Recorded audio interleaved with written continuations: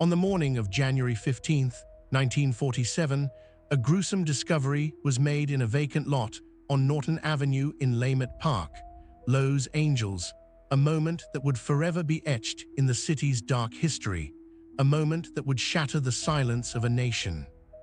The streets of LA were always alive with the sound of jazz and the whispers of Hollywood's elite, but on this particular morning, the city was about to be confronted with a crime so heinous, so barbaric, that it would leave even the most hardened detectives speechless. The sun was rising over the city, casting a golden glow over the palm trees and the bustling streets, but in this vacant lot, a different kind of darkness was lurking, a darkness that would soon be exposed to the world. Elizabeth Short, a 22-year-old woman with a bright smile and a passion for adventure, had vanished on January 9th, leaving behind only a faint trail of clues and a desperate family searching for answers. Her parents, Phoebe and Cleo Short, had reported her missing, but the police had initially been slow to respond, buried under a mountain of other cases and a city that seemed to be perpetually on the move. As the days turned into weeks, the silence was deafening, and the Shorts were left with only their worst fears to keep them company.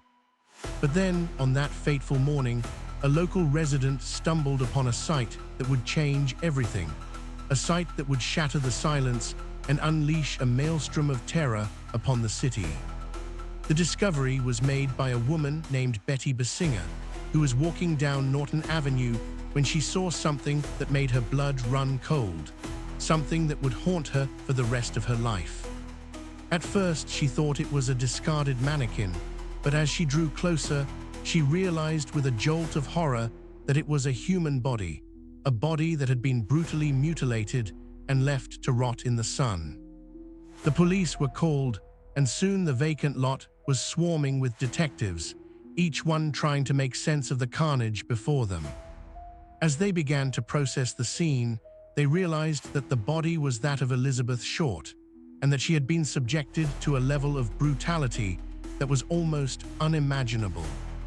The city was about to be plunged into a darkness from which it would never fully recover, a darkness that would expose the darkest corners of human nature. As the investigation into Short's murder began, the police were faced with a daunting task, a task that would require them to sift through the ashes of a city that seemed to be perpetually on fire. They had no leads, no suspects, and no motive, only a series of cryptic clues that seemed to point to a killer who was both cunning and ruthless. The first curiosity gap emerged when detectives discovered that Short had been leading a double life, a life that was full of secrets and lies. By day, she was a charming and vivacious young woman, but by night, she was a fixture on the city's seedy underbelly, a world of bars and clubs and mysterious strangers. What had driven her to lead this double life, and how had it ultimately led to her demise? The answers, much like the killer, remained shrouded in silence, buried beneath a mountain of secrets and lies. As the police delved deeper into the case, they began to uncover a web of secrets and lies that seemed to surround Short's life, a web that was intricate and complex. They interviewed her friends and acquaintances, but each one seemed to be hiding something, and the police were left with a sense of unease, a sense that they were being fed a carefully constructed narrative. It was as if Short had been living in a world of her own creation, a world that was full of shadows and mirrors, and the police was struggling to separate fact from fiction. The second curiosity gap emerged when detectives discovered a series of cryptic letters and phone calls that Short had received in the days leading up to her murder. Letters and calls that seemed to point to a killer who was both obsessive and relentless. Who was behind these sinister communications, and what was their connection to Short? The police were left with only their suspicions, and the city was left to wonder if it was harboring a monster that was still out there, watching and waiting. The investigation was now in full swing, with detectives working around the clock to catch the killer, but the more they learned, the more they realized that nothing was as it seemed. The third curiosity gap emerged when they discovered that Short had been seen with a number of different men in the days leading up to her murder, each one with their own secrets and motives.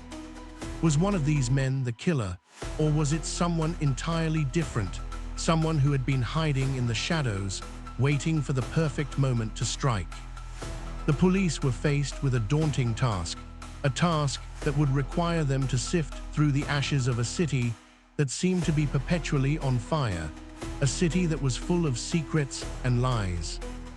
As the days turned into weeks, the city was gripped by fear, and the police were under immense pressure to catch the killer, a killer who seemed to be always one step ahead.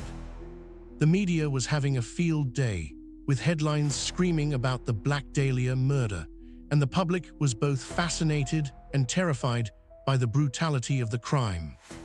But despite the hype, the police were no closer to catching the killer, and the city was left to wonder if it would ever be safe again. The climax of the case came when the full extent of Short's injuries was revealed, a moment that would shatter the silence and unleash a maelstrom of terror upon the city. She had been brutally mutilated, with